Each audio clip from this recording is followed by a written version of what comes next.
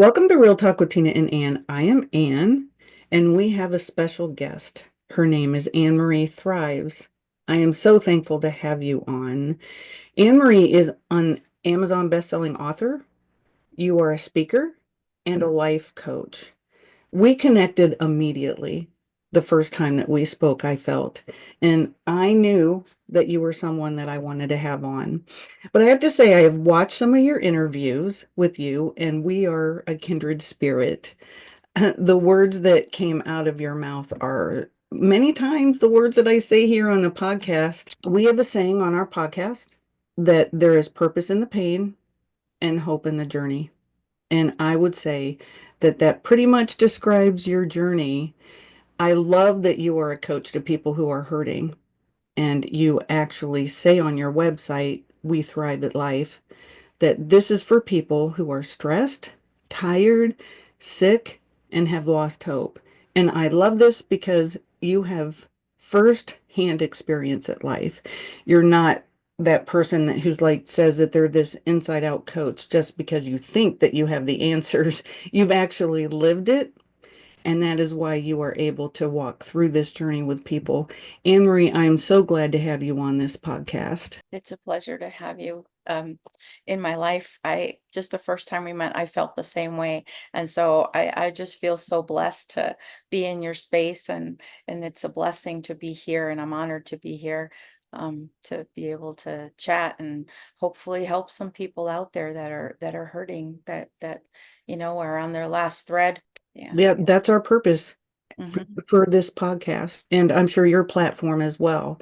But first of all, could you tell us a little bit about your story? And I know that you went through quite a few times in your life where you were just bombarded with major traumatic hurdles, one after another. So, can you talk a little bit about what you would like to share? Sure. From I think the time I was in my very early 20s, I was kind of bombarded, like you said, with accidents, car accidents, like one after the other. Like every couple of years, some crazy, person would just ram behind me or run a stop sign or things like that. And the one of the major and it would hurt different areas. And so one of the major ones was where I was moving. And by the way, they also came at times where I was fed up with where I was, making changes to broaden my life, broaden my sphere, whatever you want to call it, go to the next Mhm. level. And then they would happen. And so the first one was the most major one was in my mid 20s where I was moving to a new place because I had just gotten best job of my life at that time. I was playing a lot of money and I loved the people I was working with. I was temping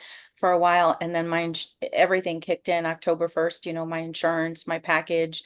I'm on with them full time. And then on the 20th, as I was moving my things to be closer, because it was about an almost an hour from where I was living, as I was driving down, the moving my things in, I didn't know this at the time, but the wheel fell off and the cars just went everywhere. And I ended up with a brain injury and being paralyzed and unable to walk or get out of bed or any of that for a good while.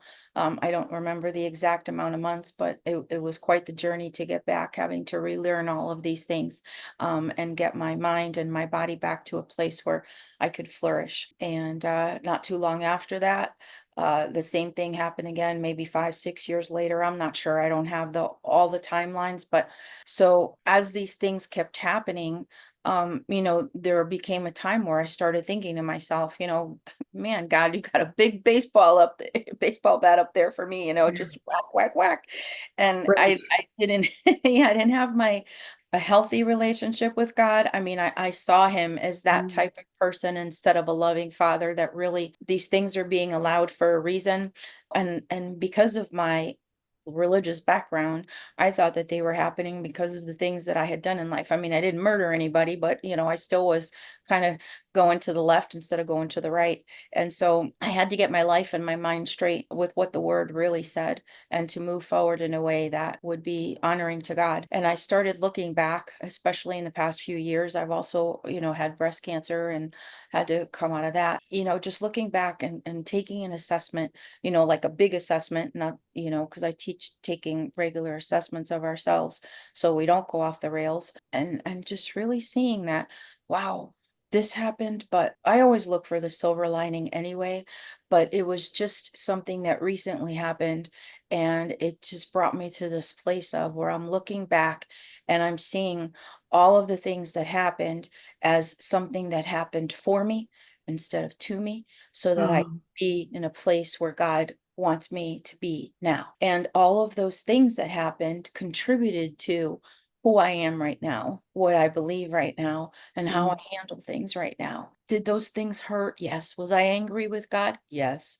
Did I come out of that anger? Yes. I'm able to live a thriving life, like we talk about. I'm not on cruise control anymore, just kind mm. of going through life. And the Lord showed me how to turn things around so that I could just go from that place of having the abundant life that He wants me to have, and how to train my mind to have that abundant life, because everybody's brains need training, so that we can create good habits. But for Mm. somebody who's been through a traumatic brain injury, the training is a lot more intense, because the things that you think you should know and should come quickly to you and easily to you don't always. There's a lot of temporary amnesia, if you will, where you can't recall what that thing is called right in front of you, or maybe there's Mm. memories of things that happened in life, and you just have no recollection of them.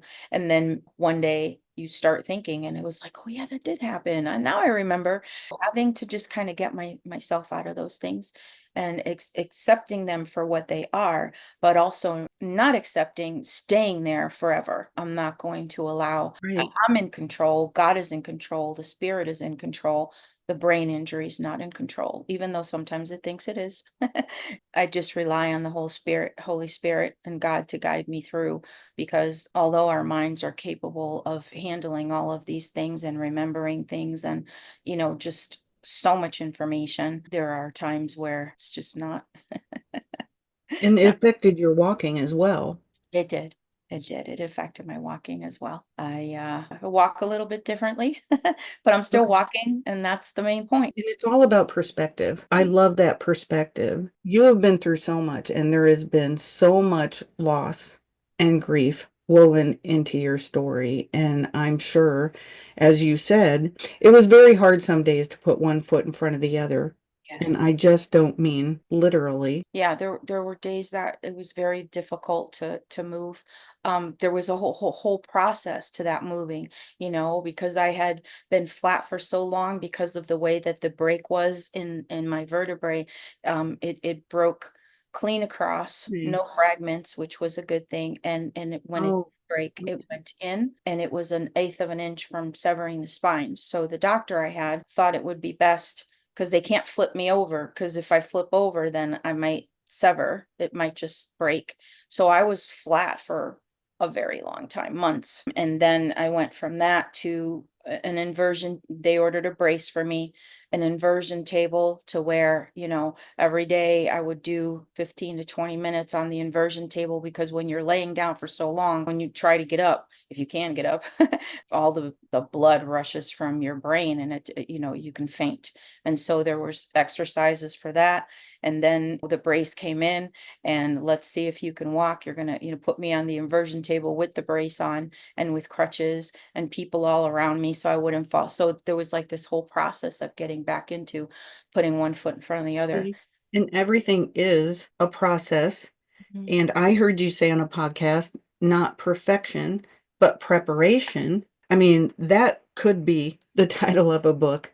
And Yeah. we'll talk about a book, Esther, in a little bit, but you do have another book coming out. Yes, thank you. My new book is Diary of a Fat and Mourning Post-Pandemic Woman. And in that, I wrote it, I was writing it through COVID. One of my brothers passed during COVID. And Mm. so, Did he have COVID or he passed during that you time? know what? I am not certain, because his body was so racked with the way he had lived his life, that it just got to the point where he just wasn't doing well. He had passed out, and they took him to the hospital. And because he was in Italy and we were here, and he didn't have direct in place, we really didn't know. We didn't have a lot of information, which was very frustrating. He ended up passing. And so I talk about grief and the emotions of grief and how I got through the grief. I also talk about addiction, whether it's food or alcohol or drugs. There's hope for those who want to live a better life, but also not just what happened to grief for losing people, but grief of coming through COVID, right? Because a lot of us had to shift. We had to do different things. People had jobs that they've had, their entire lives, or, all that stability that we may or may not have been familiar with is now no longer there, or we have to find new ways to be stable in life. So it's about grieving those things in life that were ours. That's really interesting because my entire life changed after COVID. I was an assistant director at a school for kids with autism. And I have three littles with autism, and they're actually my grandkids who I ended up having to adopt. And so many times my life has just completely shifted because when you get the phone call that says you have to come get them now, and I had just become an empty nester, like a month out, and I had to go get them. So, and they've been with me ever since. And we adopted them, and, now it's been 8 years. But when COVID happened, I have one of them was immunodeficient. And so he couldn't return to school when everybody else returned to school. And I even had a doctor note and everything. And yeah, it kind of changed my life. And what you said earlier really resonated with me too, because I think I needed to leave that job. And I think that I wouldn't have left if certain things happened and God kind of made it happen. And now, there's so many more blessings in the life that I have now. So I'm very thankful that it went the direction that it did. Yeah, and that's another testimony of life. God is making life happen for us and not to us. People say that. I mean, I said it, used to say it a lot. Why is this Mhm. happening to me? Like it's happening to me. But I look back and I think it happened for me because Right. I may walk different, but that reminds me of what God brought me through. I may think different, but that reminds me of the greatness of God and what he brought me through. When I had to change professions, it was like, this was where I was supposed to be all along. Having those changes in COVID, this is where I was supposed to be all along, and so there's like this progression of, okay, you went through this and now you're going to go through this, but it's all building you up to be this. And that's what I see now, even in the tragedies of accidents and cancer, and losing people we love. One year we lost 18 people in 17 months. They were key people, my dad, my uncle, my best friend from high school who I've known since I was 14 years old. My little partner in crime. I used to talk to her like all day long. Pick up the phone and be like, "You won't believe it just happened," you know. Yeah. Yeah. Like she's right here, but all for the good, because God always, for me, works things out to the best. Do I miss them? Oh yeah, they're in a better place and I know I'm going to see them again. There's just that piece there that every single person brought something to me that is vital for me to move forward in one way Mhm. or another. And some of the deaths were, you could see it coming and you knew that it was going to happen, and it was a hard road to get them there, but Mhm. in the end, you just take the moments that you have and you become, try to be at peace with them. And there's, like I said, there's those emotions that you go through when you're getting through grief. And those emotions are important to our healing. And to bypass them and put them to the side or to wallow in them, is going to be how healthy or how well we come out from that situation. Not all grief is healthy, you know when it's Right. internalized and it becomes to the point where that's all you're thinking about all day long and you can't move forward with anything, even the good things that are around you. Something needs to give, because that toxicity, it goes from being something that's healthy that you go through, that you get out of you, as Mhm. opposed to something that stays internalized and stays in you. And then what happens to a bottle of soda when you uncork it, right? So that Mm. happens in our bodies when we're not dealing with any, whether it's grief or trauma, or anything that happens to us that really shakes us up. Internalizing it in our bodies leads to other things that we may not want, that I know we Yeah, don't want. one of the things that you said on a podcast, which I really also loved, was that you used the analogy of driving Mhm. and looking in the rearview mirror, and you don't want to look for very long. It's just like a brief look, and then you keep moving forward. And if you keep looking back, I think, what was her name? Anita Adams, maybe on the podcast. Um, Oh, yeah. Yeah. Yeah. she said, well, you would crash. You Mm, know, I mean, if you keep looking back, you're going to crash. It resonated with me so much when you said that, because there's been times in my life that I've looked back for too long. yes. And it really did start taking me in the wrong direction. So you said you go back for the lessons, Mhm. but not to necessarily revisit the trauma. It's to take the lesson and move that forward with you. Exactly. It's just to take the piece of whatever it is that you needed, that's needed for this part of your puzzle right now, because you can also swerve and get out of your lane. And we need to swim in our own lanes. We need to have blinders on to go towards the path that's for us. Yes, we need to see what's happening so nobody hits us from the side, but also to stay focused enough to where you're not looking at someone else to see what they're doing if it's not going to be beneficial to you, because that comparison is a thief. Oh my gosh. It's Yeah. one of the worst things. I feel, God made us in his image, but there was three of them, right? It was God, Mhm. Jesus, and the Holy Spirit. So we're made in their image. And I believe that we each have a piece of that image. And so if we each have a piece, then we're our own piece. We can't all be the same piece in a puzzle, because then there wouldn't be a picture. It would just be Mhm. this jumbled piece of parts that amounts to nothing. And so when we do compare, we take ourselves out of that puzzle, because we all can't be the head of the horse. Some of us have to be the legs, some of us have to be where the saddle goes. And Yes, I have three very different kids. And well, I have five altogether, but my three littles. And Mhm. one of them has so many disabilities that he's pretty low functioning. And he's the oldest. So he's always comparing himself to the other two who are doing a little better, especially the youngest one. And, it's really hard for him. But we have found out that he's an amazing drummer. Mm. And so we're really pushing that, and he's going to drumming a couple times a week and everything. And I'm like, but your sibling can't do this, and they can't do this, but you can do this. So let's not focus on what you can't do. Let's look at the things that you can do, because not everybody can do everything.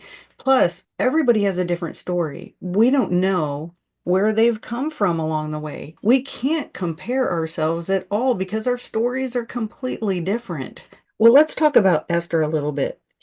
Esther was a woman who was known for her courage, and she probably is one of the most courageous women in the Bible. In spite of all the danger, she never backed down from what was right in order to save her people. And as a woman, I very much appreciate her. And maybe you could share more about her story and why you wanted to write about her.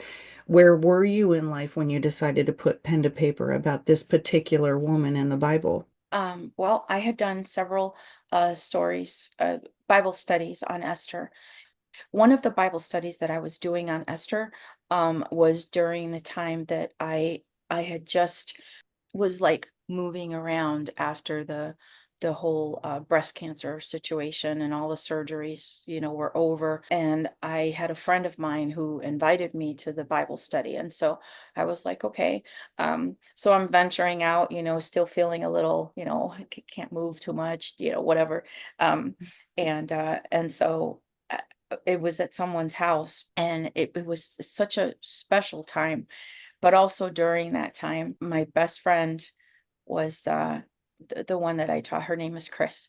And she I just remember in my notes in the Bible study that I had written down where she because when I when I went into the surgery, she didn't have any more family that was alive. So I was basically her family. And I Okay. remember, and she's a physician's assistant. And so when but she was recovering from elbow surgery. And so she said to me, she was kind of like in a low place.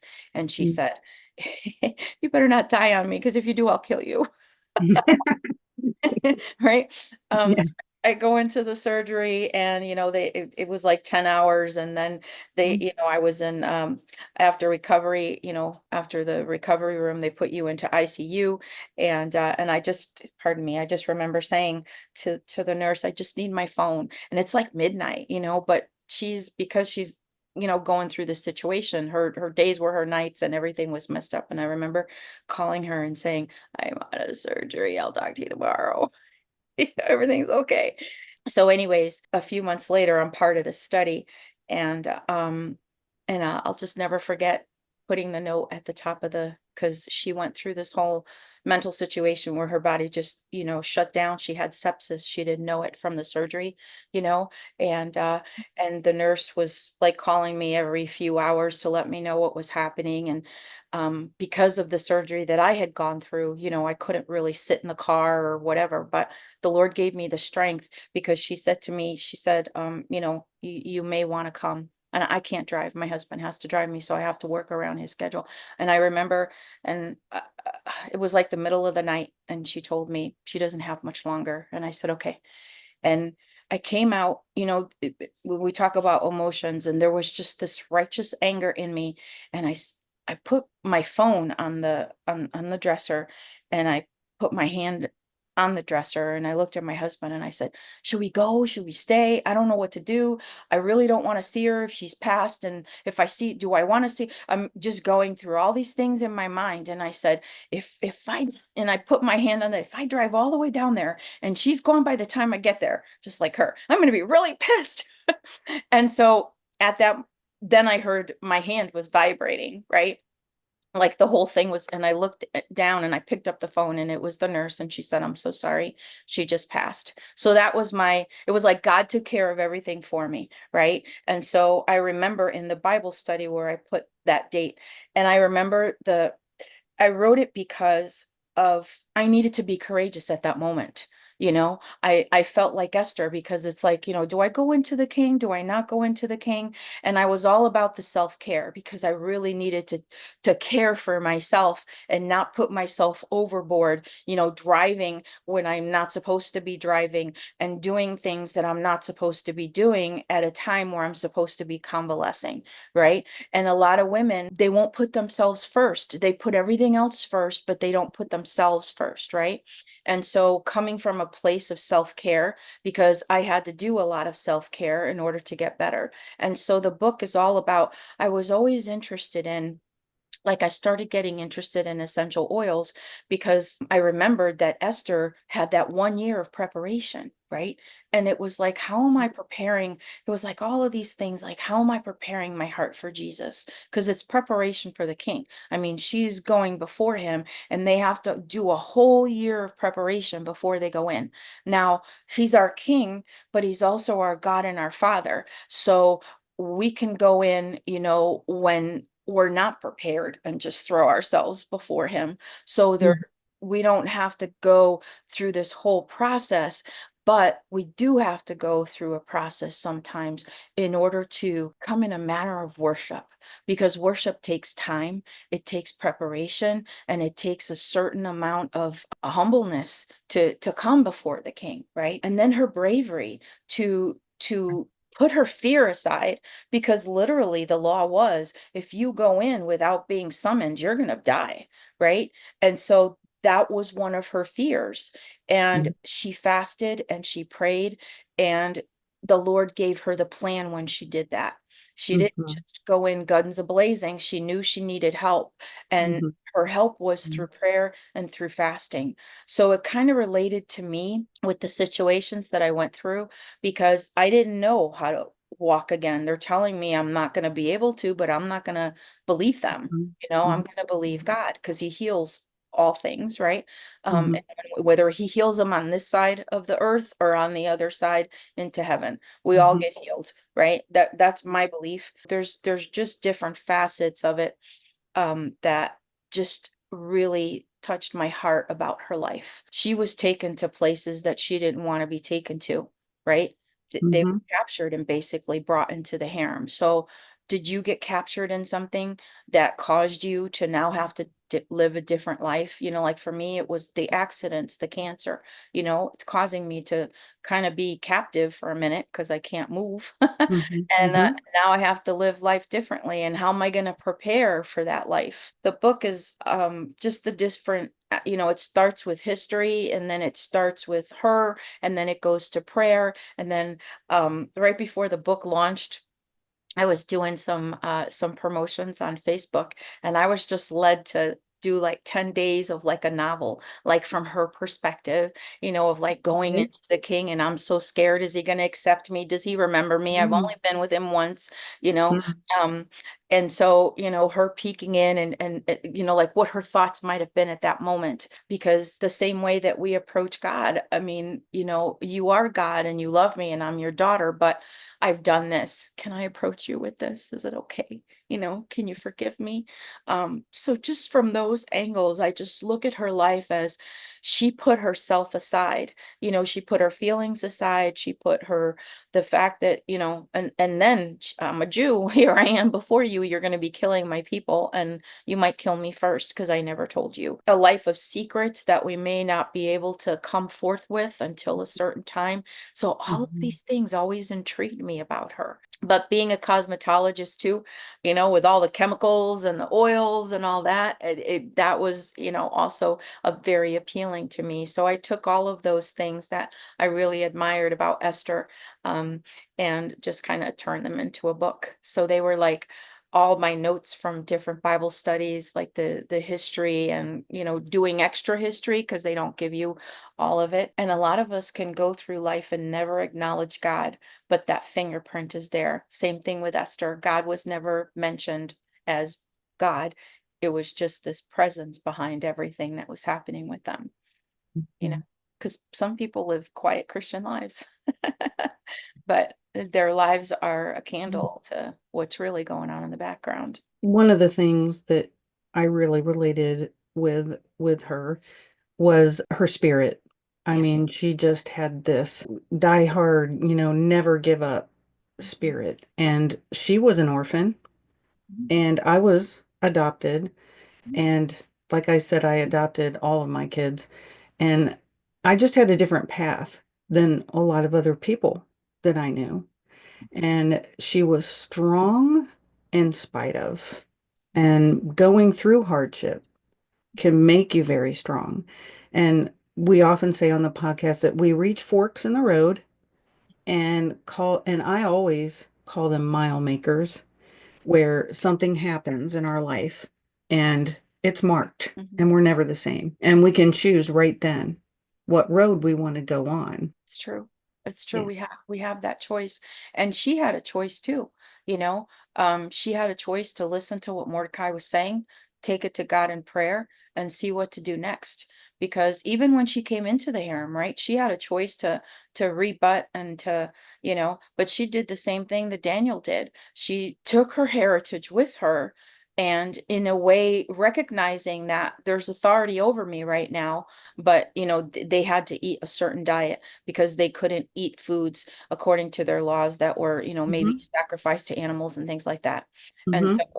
he came with the same, in the same way that Esther did. He was strong, he was bold, but he recognized authority. He submitted himself to that authority, and he Hmm. said, is it okay if we have, this food and then appealing to logic, right? Test us for 10 days and see what happens, right? Hmm. Knowing that he knows what's going to happen. And so the same thing with Esther, she went in there and she was humble and she moved herself around and pivoted to where she was now.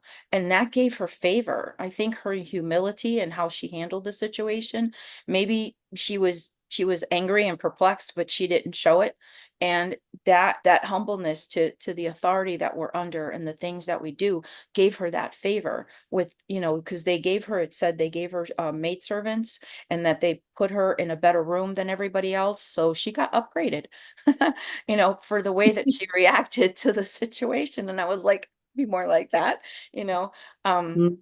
because there are upgrades, meaning, when we handle things in certain ways, different things happen. So when we, handle them well, they turn out well. And when we handle them, not well, um, they don't turn out well. And you may be handling things well and they're not turning out well, but in the end, I know that they are, because God is faithful. And so I think the same thing happened with her. She just relied on that favor, and said, if I perish, I perish. But she put that fear aside, trusting God, and she was going to do his will no matter what. I've lived times of my life where I just lived in fear. Hmm. Me too. And I know that one of my worst times in life, I was at a woman's retreat, and a woman who was very well respected in the church came up to me and said, God has big plans for you. And I feel like I'm supposed to tell you that. And I took that message very seriously. I believe that you have had that message given to you too. And, there were so many times in my life where I could have went a different direction or that things happened. But I believed every step of the way that I needed to just be faithful and keep going.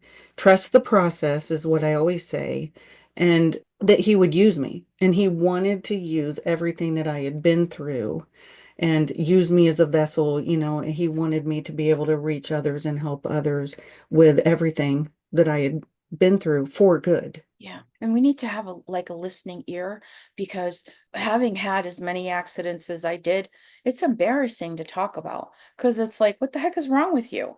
But I didn't really cause any of them, in a Mhm. sense, but I was Mhm. waiting for them to happen, right? Because I'm moving forward. Something's got to be, because it happened last time, right? And I remember, like you, we were having like a women's tea Saturday kind of thing at the church that I was at years ago, and we were just kind of talking, and I had been through an accident at that time. I think it was like my third one, and I remember talking about, and there was a lady sitting right next to me, and because I said, I need to get up, my back is hurting, I just go walk around for a second. She goes, what happened to you? And I said, well, some lady ran a stop sign and just, my car went flying because I was trying to avoid her. And so, my back is just hurting. And she goes, and I said, it's just another aggravation from another accident. She goes, how many accidents have you been? I said, I lost count. And she goes, girl, she goes, the enemy is trying to take you out. You have a big call on your life. I don't know what you're supposed to be doing, but just that's Mhm. why it's happening. And that was the first time really that I even Mhm. acknowledged that. It wasn't because, and I was also at the same time breaking away from my traditional things that I had been taught throughout life, right?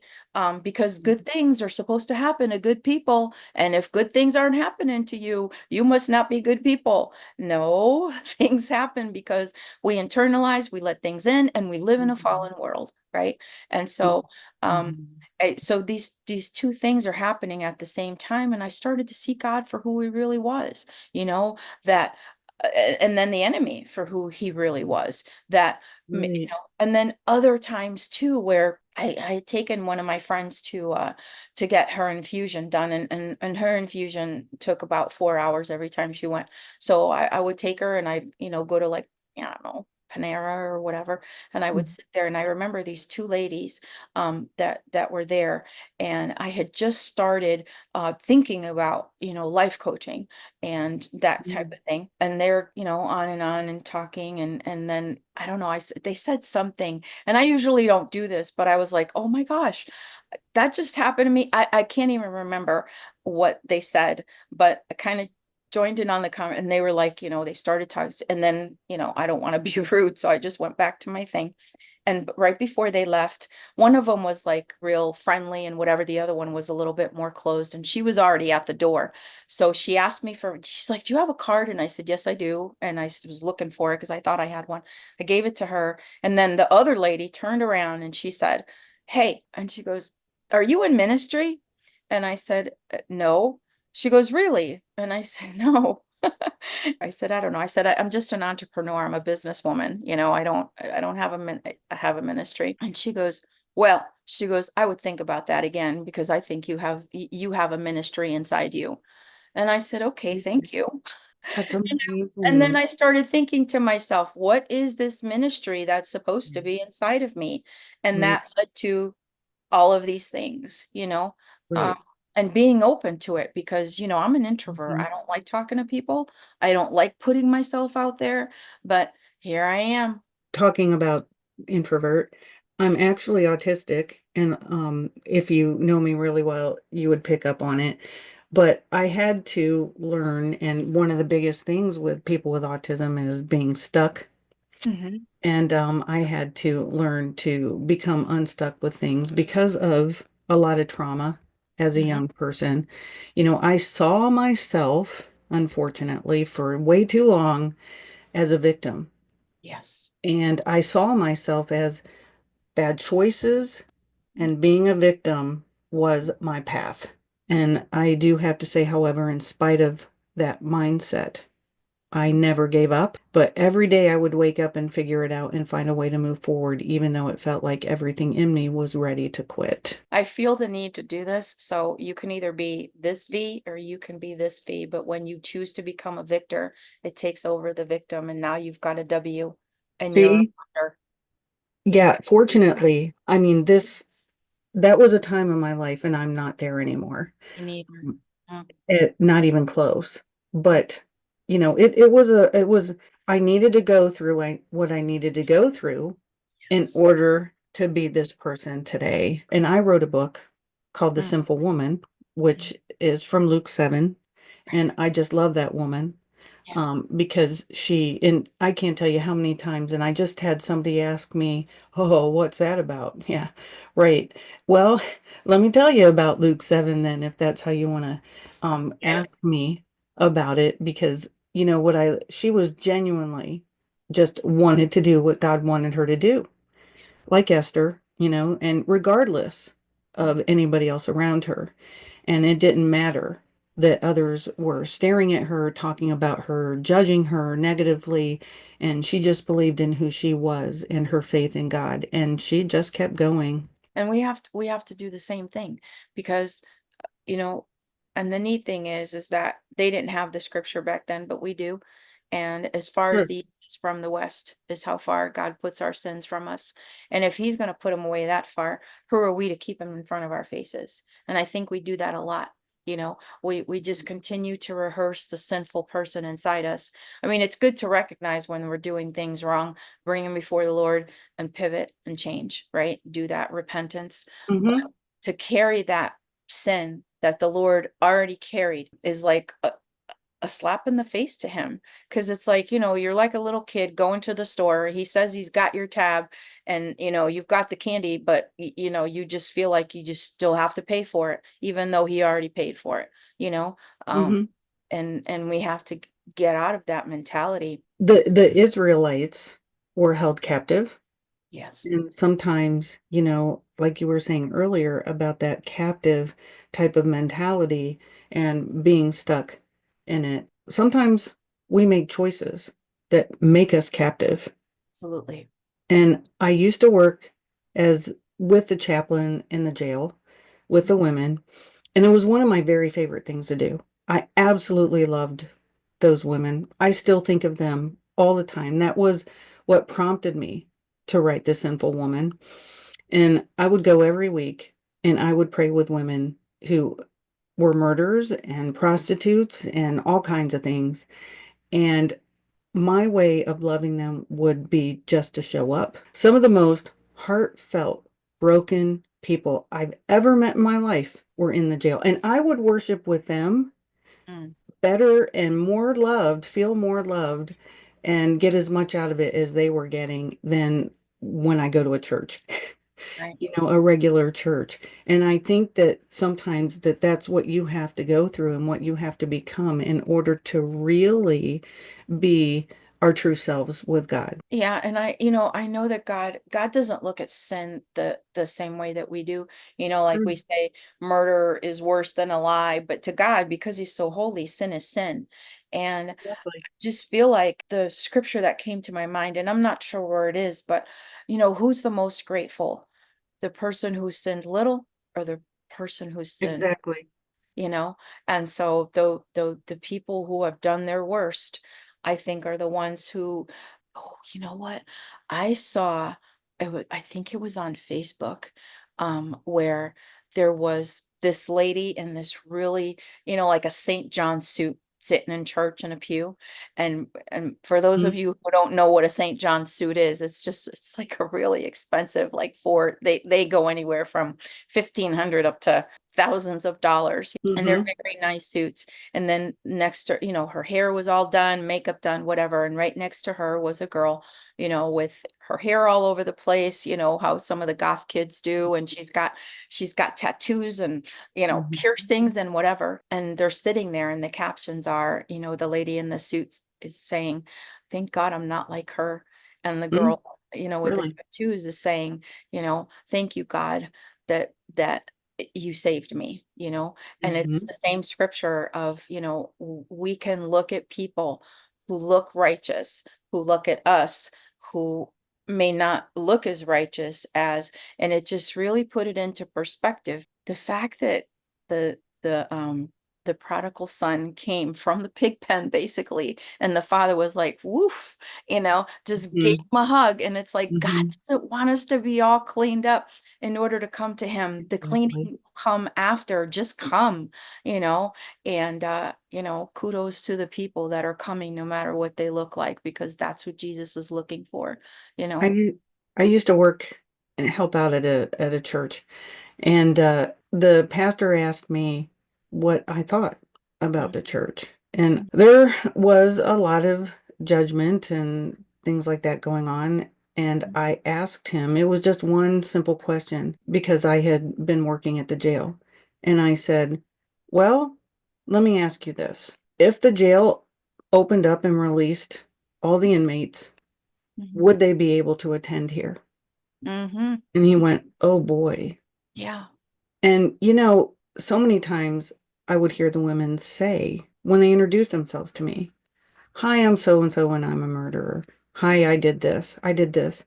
And I wanted them to be able to see themselves for not definitions for something that they did or that other people were putting on them, but for the way that God saw them. And Mhm. that's hard to do when you're going to a place and you can actually feel the judgment.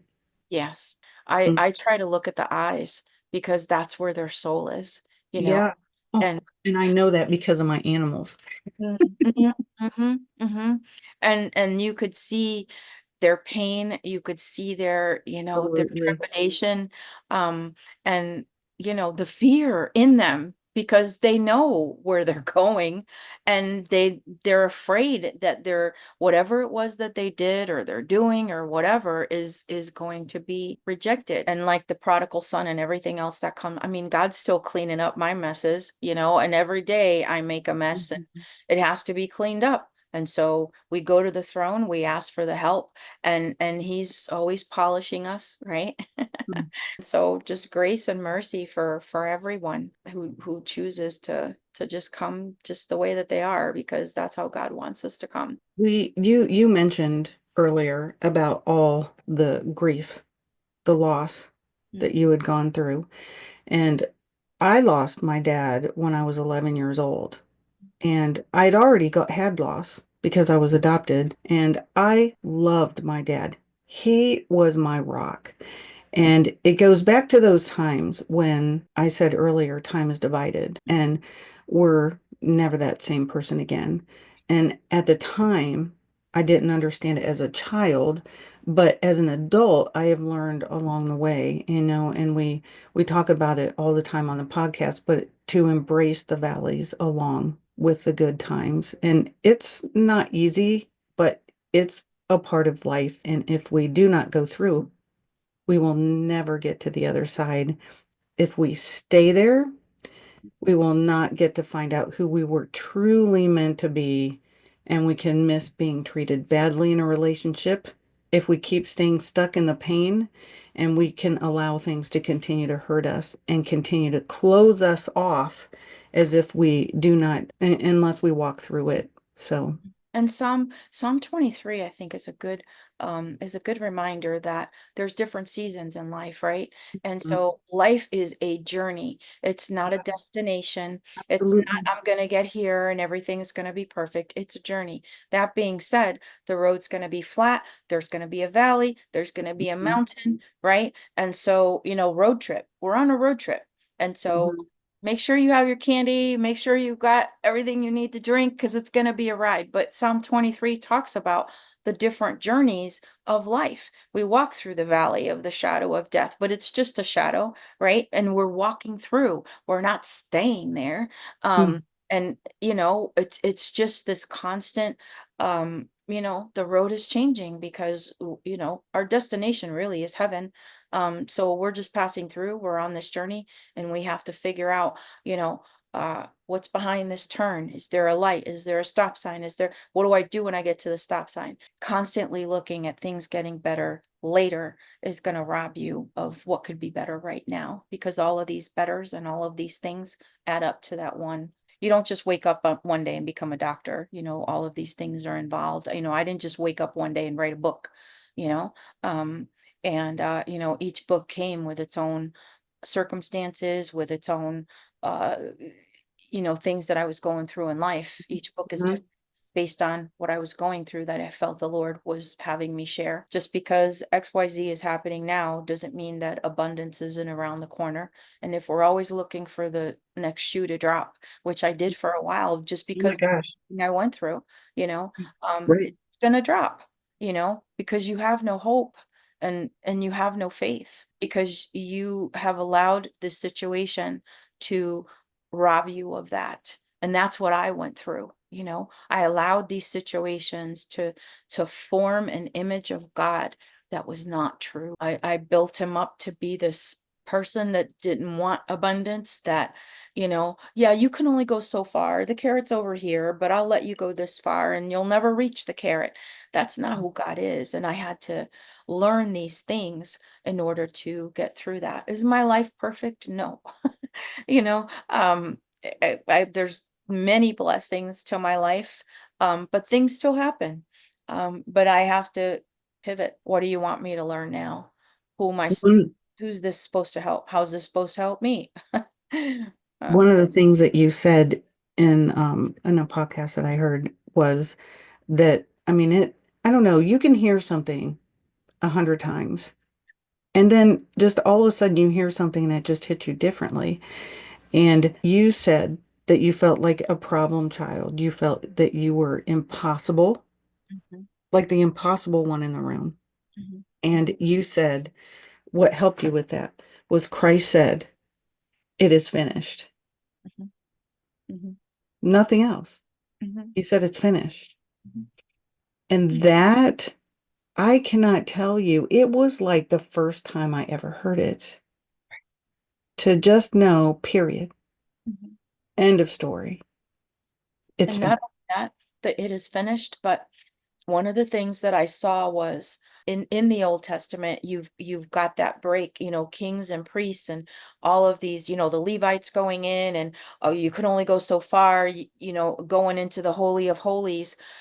I saw that curtain coming down because I was the kid that went up to the altar when I wanted to read the Bible, because I remembered something that he said, but I didn't, and I remember being up there and it was like, what are you doing here? You're not supposed to be reading the Bible. The Bible's supposed to be read to you. And I thought, okay. And Oh I my. let it go, right? But there's no longer that separation. I can go to the throne of God right now and he will accept me.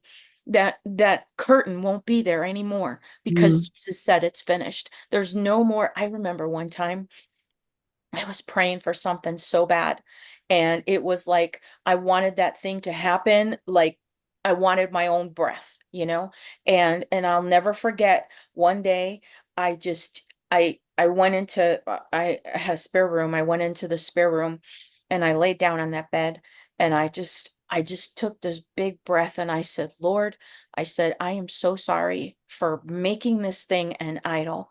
And whatever it is that you want to happen in Mm. this situation, just let it happen. I'm okay with that. And then I closed my eyes and I saw God coming toward me, like I had this vision of him coming toward me in white. And I saw this big light, just a big white light dressed in white and coming toward me. And I actually felt him. He gave me a hug. You know how like you hug somebody like real deep and like their mouth is in your ear. And I just felt like like this. And I felt him and I heard him say to me, now there is nothing between you and me. And Oh that my I God. feel happened when we have something that is so big that we put before God, it becomes like this. And then there's no real connection to God because this thing is in the middle of us, Hmm. right? And when that was a big thing for me, it is finished and the curtain coming down because Jesus finished it for us. I don't have to do penance for my sins. I don't have Hmm. to say certain prayers for my sins to be forgiven. All I have to do is show up before God, say, I'm sorry, because Jesus is right in front of me. I'm not going in alone. I'm going in with him, you know? Hmm. And I think we feel like a lot of times we're alone and what we've done is so big that, there's no cleansing, Yeah. you Yeah. know?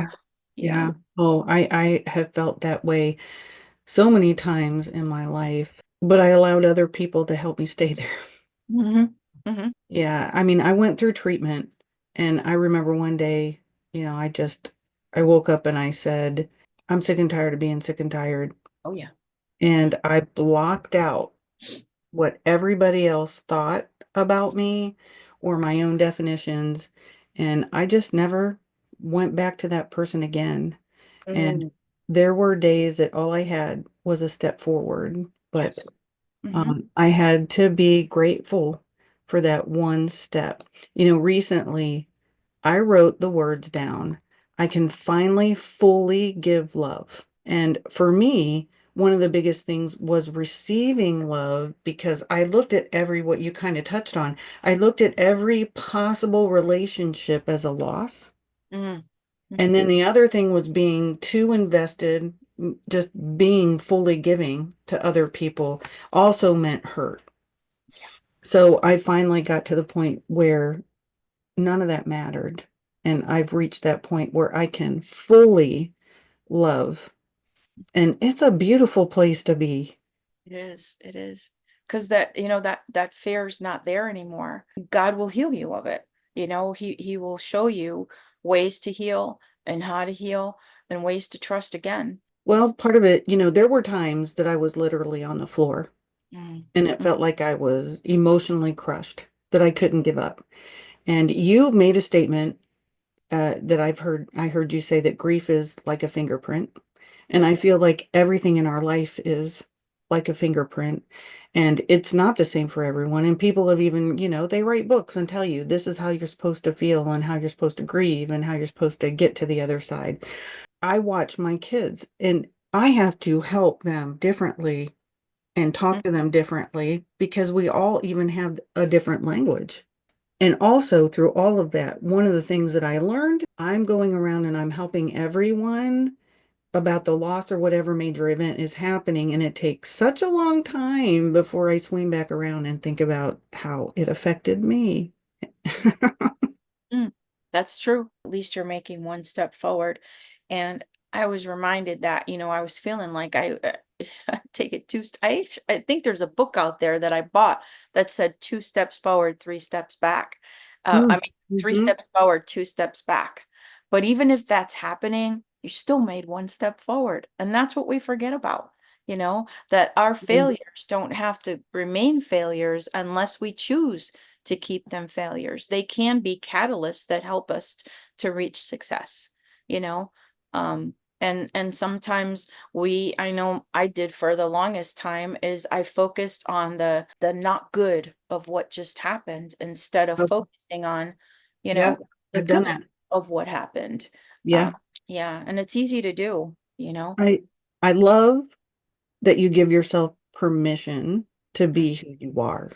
Mhm. And I just love that because we need to be right where we are. Mhm. We just did a podcast on it's okay to be right where you are Yeah. because if you try to go 10 steps ahead, that's not going to work. Mm. And if you stay 10 steps behind, that's not going to work either.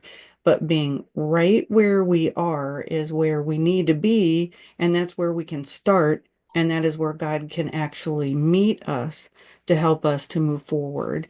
How do you think that we could be that Esther? Well, it comes with embracing the things that have happened in life and embracing the bad with the good, and embracing the people talking about you, embracing the being misunderstood. So now you keep quiet, embracing the boundaries, that we need to put up so that these gaslighters don't put stuff on us and make it look like we're the idiots when they're the idiots. um, Right. and I forgive me for using those words, but there are people out there, even Christians, who will use you for their purposes, manipulating you into doing things so just embrace all of these things that have happened to you and give them to the Lord and use them as a catalyst to this is my new life now. And because of all of these things that happened, I'm not going to let people take advantage of me anymore. I'm going to walk the way that I walk because I walk the way that I walk. I'm going to speak my mind because I love you. I'm going to tell you the truth, because I want you to be better, not for me, but for other people. So people don't see this manipulative side of you or whatever it is that you're doing, right? So, Mhm. so just it's okay for me to say that. And if Mhm. you're my friend, you'll know that it's coming out of love. And Mhm. and we all have an opinion. We can express it, but there's a time and a place for everything, just like with Esther, right? For such a time as this, we have to be grown up enough to understand when we're supposed to be here, when we're supposed to lean in, when we're supposed to be somewhere else. So that is the comfort in knowing that this is who I am, this is what I'm here for, and Lord, what do you want me to do in this situation? Because that's the same thing that Esther did, right? This is where I am. I'm in a harem now. I'm a Jew, right? Mhm. Mhm. And these are the laws. If I go in, this is what's going to happen. But embracing it and saying, Lord, I'm going to put my fear aside. And if you want me to do this, then I'll go ahead and do it. I'm going to fast and pray, and I'll take whatever answer you give me. Thank you very much. Right. And, Mhm. and that's how I live my life now. You can use the grapes analogy, or you could use the olive oil analogy, right? Both of those things need to be pressed to make wine or to make olive oil, right? And so if there's no pressure, you're not going to come out with a great product.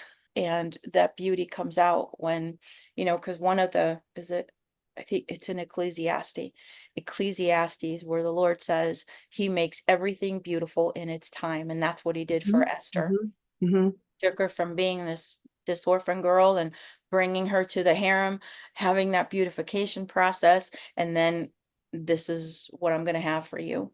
And Mhm. just embrace each little thing that it happens, because it's just creating that beautiful picture that God has of our lives. I mean, a year to be in preparation, that's why we just need to stay in the moment. Yes. Because Yes. if we can just stay in the moment, we can be prepared and be who we are right now. You have a beautiful website. I'm actually jealous of it. Um, it's so nice, but I think everyone needs to go there so they can download which I saw your free Coming Out of the Dark 10 Vital Keys to get you from surviving to thriving, which I love that, and your free 5 key strategies to excel in life and business. Yeah. So, I mean, is there any other books that you would like to share with us? And how can people get a hold of you if they want information or they want coaching services from you? So all of my books, my coaching services, and everything that I'm about is on my website. Where I'm also helping aspiring authors to get their books out. So that's on there as well. So all of the courses that I offer, all of the ways to help that I offer are on there.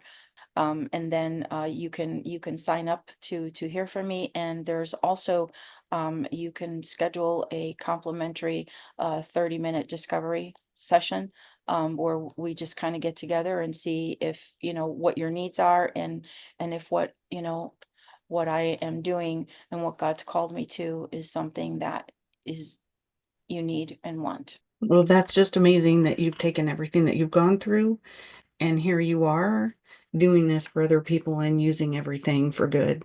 So I think that that's a beautiful thing. Thank Thank you. you so much for being on Real Talk with Tina and Ann. Thank And everybody, we will see you next time.